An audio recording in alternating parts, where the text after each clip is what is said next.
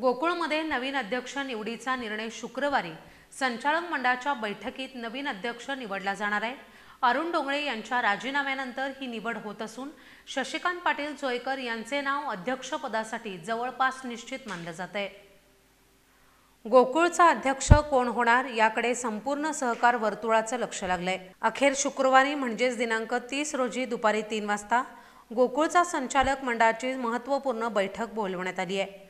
या बैठकीत नवीन अध्यक्ष निवडण्यात येणार आहे। गेल्या 2 वर्षांपासून अरुण डोंगळे गोकुळचे अध्यक्ष होते, मात्र त्यांची मुदत संपल्यानंतर गोकुळमधील प्रमुख नेते हसन मुश्रीफ आणि सतेज पाटील यांनी त्यांना राजीनामा देण्यास सांगितले होते।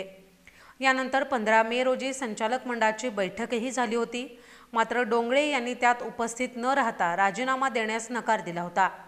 या पार्श्वभूमीवर गेल्या 15 दिवसांपासून राजीनाम्याचं राजकारण तापलं होतं।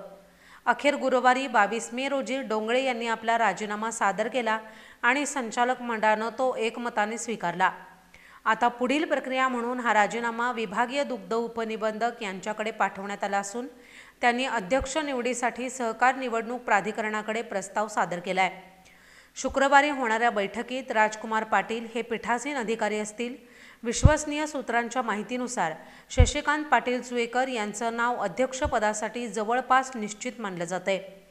यापूर्वी अध्यक्षपदासाठी 3 ते 4 नावांची चर्चा सुरू होती, मात्र गोकुळचा अध्यक्ष महायुतीचा असावा असा संदेश मुख्यमंत्री व उपमुख्यमंत्री यांच्यापर्यंत पोहोचल्यानं हसन मुश्रीफ यांनी अंतिम नाव सर्वमान्य असावं असा शब्द दिला होता।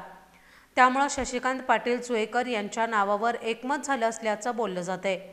या निवडीसंदर्भात सत्ताधारी आघाडीतील संचालकांची लवकरच बैठक होणार असल्याचं समजतंय।